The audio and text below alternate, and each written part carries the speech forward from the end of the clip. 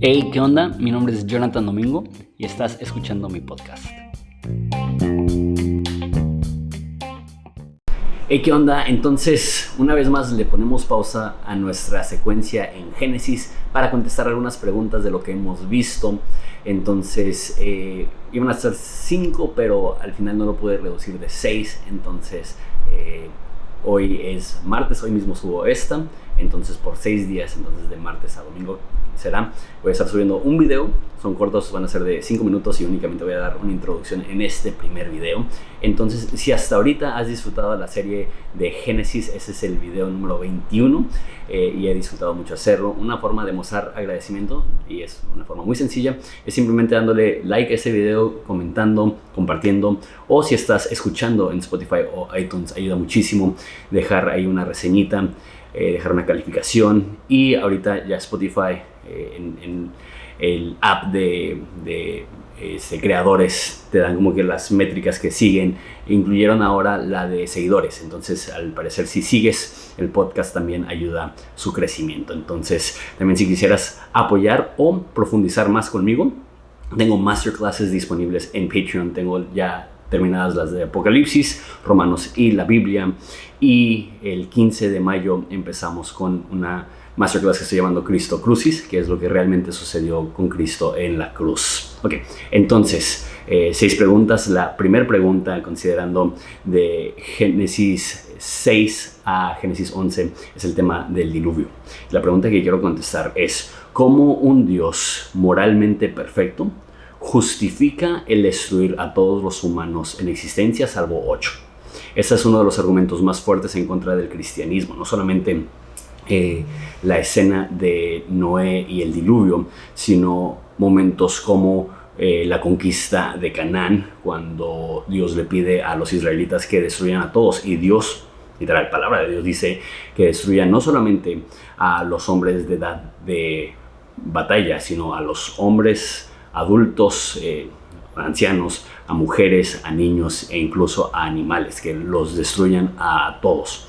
Eso no sucede únicamente en la conquista de Canaán, también sucede en la historia de los reyes. Esta es una de las razones que Dios le quitó el reino a Saúl y se lo dio a David, porque Dios le pidió que destruyera todo un pueblo y que no dejara nada con vida, y dejó con vida a los animales y otros despojos.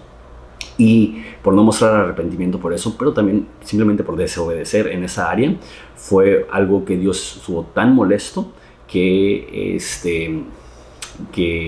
le removió el reino a Saúl. Algunas personas dirán, pues es que ese es el Dios del Antiguo Testamento.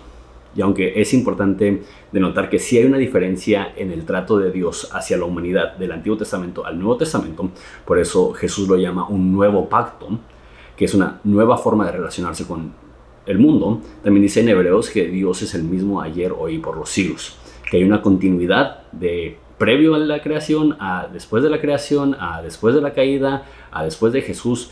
Dios sigue siendo el mismo, y aunque pre y post la muerte de Jesús sí hay un cambio, también vemos cosas como en Hechos, que por personas mentirle a la iglesia y decir que habían donado el 100% de la venta de una propiedad, cuando realmente habían donado un porcentaje de la propiedad, mueren. También vemos en 1 Corintios que por emborracharse con la Santa Cena, los elementos de la Santa Cena, hay personas que mueren.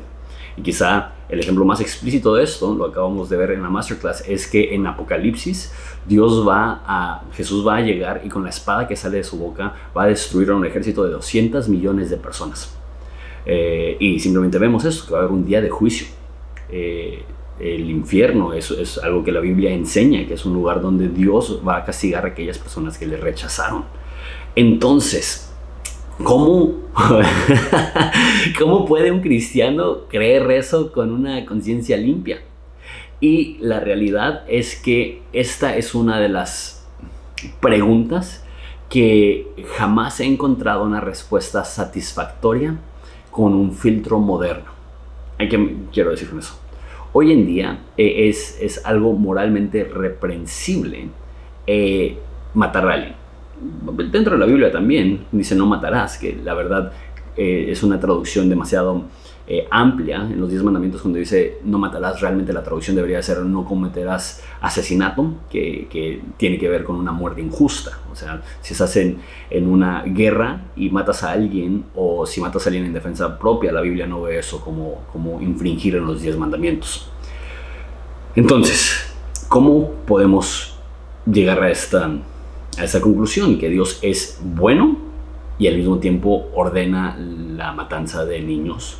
Y Dios es bueno y al mismo tiempo ejecuta en su juicio a quién sabe cuántas personas había en los tiempos de Noé, pero miles, decenas de miles, cientos de miles, millones.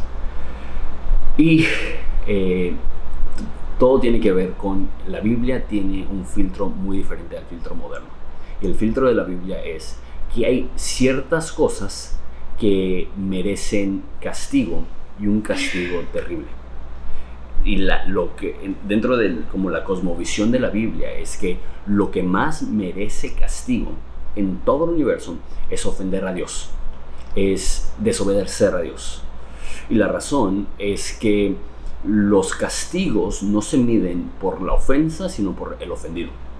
Entonces, si yo mato a una mosca, nadie se va a preocupar.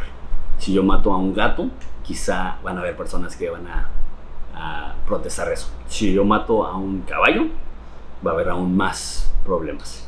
Si yo mato a un ser humano, va a haber ahí ya problemas muy serios. ¿Por qué? Aunque sea la misma ofensa, el destinatario de esa ofensa cambia el castigo que amerita esa ofensa. Entonces, para la mente antigua, el ofender a Dios era una causa de muerte. Por eso, cuando Pedro le cae el 20 que Jesús es Dios, lo abraza, se postra a sus pies y le dice: aléjate de mí, que soy un hombre pecador. ¿Por qué? Porque él entiende que porque él es un pecador, y no vemos nada en la historia de que haya sido un adúltero o un asesino, simplemente por ser un humano común y corriente con fallas. Pedro reconocía que lo que él merecía era la muerte. Incluso Isaías, que era uno de los mejores profetas, dice, cuando ve a Dios, dice: ay de mí, que soy muerto y soy de labios inmundos. La cosmovisión antigua es que nuestro pecado, y no solamente los pecadotes, nuestro estado de pecado amerita castigo y juicio. Entonces, lo que la Biblia, la pregunta que la Biblia intenta contestar no es ¿cómo puede un Dios moral ordenar la muerte de gente inocente? Porque en la cosmovisión antigua no son inocentes. La pregunta y el misterio que el Nuevo Testamento y la Biblia en general intenta contestar es ¿cómo puede un Dios santo y puro perdonar y mostrar gracia a personas que merecen la muerte? Y eso es Jesús. La realidad es que todos mereciéramos el castigo de Noé. Todos mereciéramos el castigo de la segunda venida. Sin embargo, Dios en su infinita misericordia decide mostrarnos gracia y perdón al nosotros confiar en Jesús. Y una vez más, sé que esa no es una respuesta satisfactoria para la mente moderna, y hay una parte del hombre moderno que tiene que decir: ok, estoy dispuesto a desprenderme de mis nociones de qué es lo que es aceptable y no, porque esto no es un humano haciéndolo, esto es Dios haciéndolo. Y en la Biblia muestra cuestionar a Dios como intentar elevar nuestro entendimiento finito al nivel de un Dios infinito. Eso es lo que pasó con Job. Que Job estaba cuestionando a Dios: ¿cómo puedes? ¿Cómo puedes? ¿Cómo puedes? Y en esa historia ni siquiera fue Dios quien lo hizo. Y la respuesta de Dios era: tú no estás a mi nivel para cuestionarme. Una vez más, vivimos una cultura que se nos permite cuestionar todo. En la Biblia hay ciertas cosas que tenemos que estar dispuestos a decir: no lo entiendo. Sin embargo, lo que sí entiendo es que hay una lucha dentro de Dios entre ser un Dios de justicia que castiga el pecado y un Dios de gracia dispuesto a perdonar al pecador, y que al mismo tiempo se aferra a las dos verdades sin abandonar el hecho que el humano merece la muerte por haber ofendido a Dios, y aún a pesar de eso mostrar gracia a algunos.